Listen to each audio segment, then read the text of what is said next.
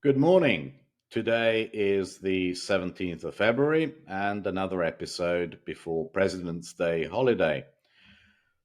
Andy, we had some very hot CPI and PPI numbers last week. Does that change anything for the Fed, do you think?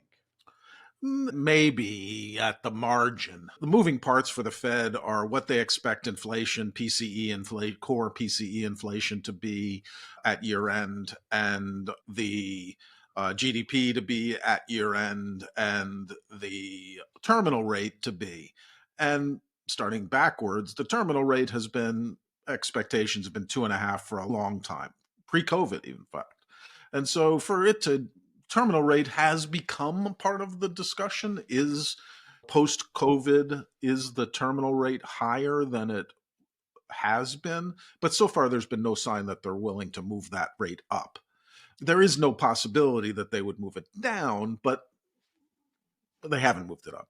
So then you look at core PCE at 2.4, and I don't think that one number is likely to get them to move core PCE up meaningfully, but maybe there's no downside pressure given the numbers we saw this week. And then GDP has been strong. And so I think there's some upside pressure on that.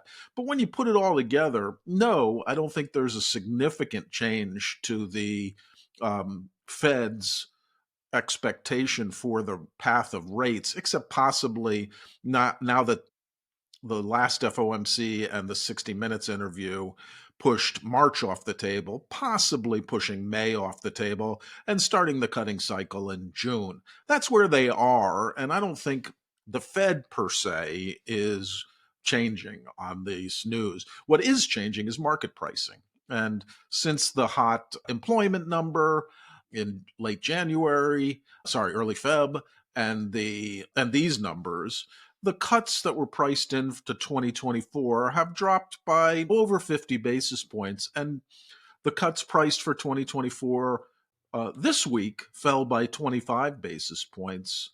And so the market for the short end has corrected to be more in line with the FOMC's dot plot.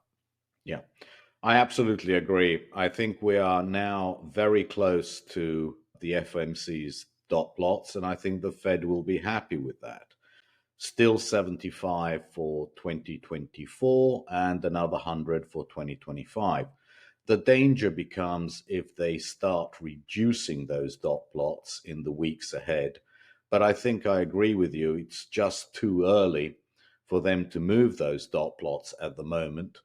But they are data dependent, and the danger becomes that they start moving the dot plots by a little bit higher, i.e., less cuts for either 2024 or 2025.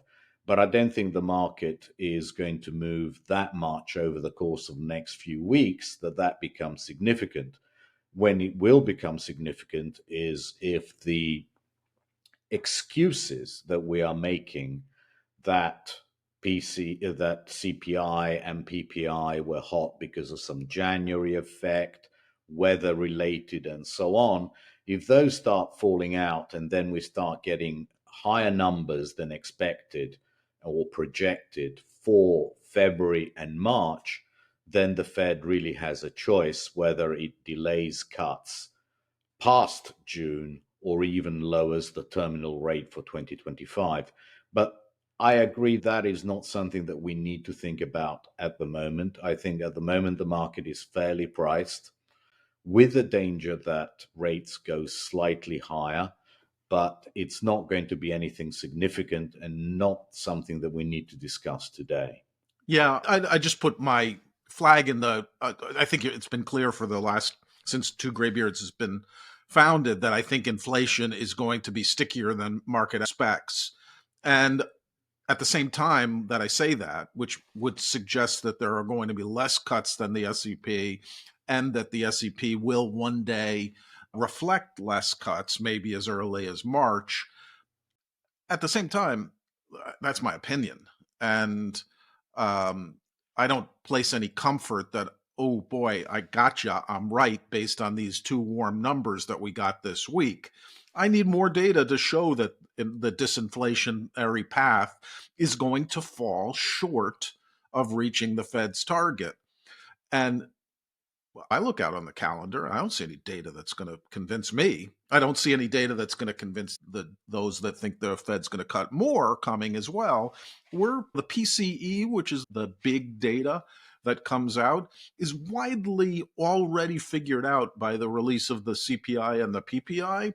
And so the data that comes at the end of this month, February 29th, I think, is not going to be relevant to markets. So that data point's off.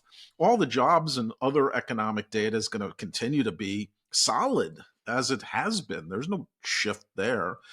You got some issuance, but by and large, I don't look at any meaningful data that's going to convince anybody of anything, including the Fed themselves, between now and the FOMC, except the next CPI and PPI reports, and Powell's testimony on March 7th, so 6th and 7th in front of the House. And so what about next week? Next week is going to be very quiet indeed. We just have jobless claims and global PMIs, and of course the FOMC minutes. And the only thing that is really going to be interesting about the FOMC minutes is if they're going to mention QT at all and their plans about QT, because that could move markets.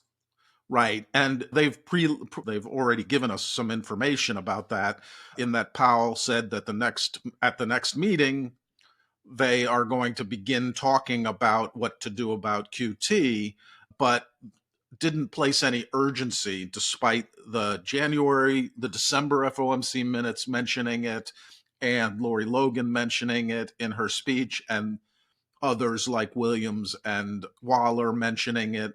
The RRP, which has been the catalyst for that discussion, is stabilizing and likely to stabilize due to less bills issuance this next quarter. And so there is no urgency to cutting QT, but they'll mention it in the January minutes, and so we'll look at it. No, absolutely. And pricing would change if they were aggressive in their wording about cutting it sooner than the market anticipates. So we will definitely send you an email, because we will want to do things if that is mentioned. But I think the odds of it being mentioned in an aggressive form are very low, and therefore we just won't even think about it before we see it, because we think the odds of seeing it are extremely low. Yeah, I'd place higher odds on them expressing lower urgency than the market expects than I would being more urgent than the market expects. But in either case, I think it's nothing. So I guess the other thing is we have some 20s and tips, 30-year tips that are small, and bespoke auctions that come off that could pressure the long end a little bit. But I think the most important thing is we just don't have a lot of data, and the front end, as we just mentioned, is pretty fair. Yeah. No, the front end is going to be stuck around these levels for the next couple of weeks. So nothing to do there. And of course, the big event for tech and the stock market could be NVIDIA earnings. We absolutely have no idea what NVIDIA earnings are going to be. But I think if they are stellar and the market rallies a lot, we probably want to be selling calls against that. Yeah, we've seen a large move in NVIDIA specifically, which is a meaningful weight in the NASDAQ and thus in QQQ, which is one of our positions, a less meaningful weight in the S&P. It definitely will excite, potentially disappoint, or straight out disappoint investors, and that will have implications for the rest of the AI sector. So yeah, I think it's a sell the rally, but you have to get the rally to sell it sort of thing. And so preparing ahead of the earnings, we looked at the volatility of 2-week options and even 1-week options, and NASDAQ volatility, Q volatility is low. You don't want to sell that ahead of this event. 17% ahead of NVIDIA earnings, if anything, is a buy. And the only thing we can do is send you an email after the NVIDIA earnings because we are tempted to overwrite it with calls, but just not at this level and not at this level of volatility. Traditionally, this period of late February tends to be statistically bad for tech, and NVIDIA has a habit of rallying on earnings and then doing absolutely nothing for 2 or 3 weeks. So that pattern could well be repeated, and that is why we don't want to anticipate it. We want to react to it, and we'll send you an email if anything needs doing. That sounds about right. So, mostly in summary, it's a slow data macro side. It's dripping, its short end is fairly priced. The long end could drip a little bit wider, but isn't likely to rally much. And equities all depend on what NVIDIA is going to bring. Absolutely. And when we've decided to change allocations and the reasons for it, we will put in an email and send it to you, of course, before we trade. Thank you very much indeed. See you next weekend.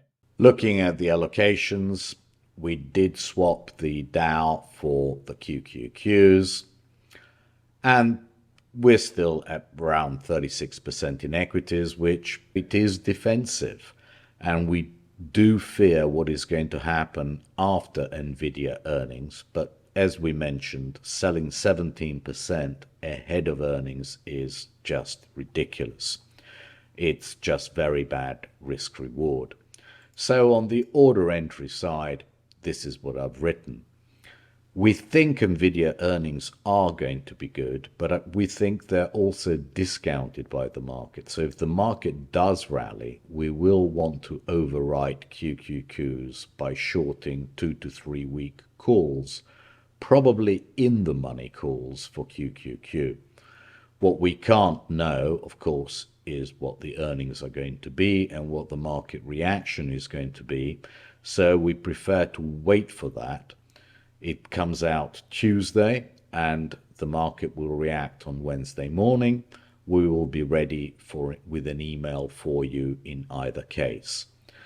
What we do think is that TLT has very little room to rally over the course of the next couple of weeks, so we would like to overwrite that as well, and that would hedge the VWAB and the TIPS part of our portfolio. The reason why we would do TLT is because VWAB and TIPS don't really have liquid options that trade. The spreads are too wide and we wouldn't want to have anyone stuck in an option in those. So TLT is a much better alternative. In any case, as always, we will always send you an email before we trade. And please make sure that you are signed up for the emails on our website so that you get them. We will still be sending them individually, but it'll be so much easier for us if you all signed up for the email updates on the site, and then we can be absolutely sure that you are getting them. Everything else is updated. The broker statements are here, and the monthly performance also is updated as always. Thank you very much indeed, and have a lovely President's Day weekend.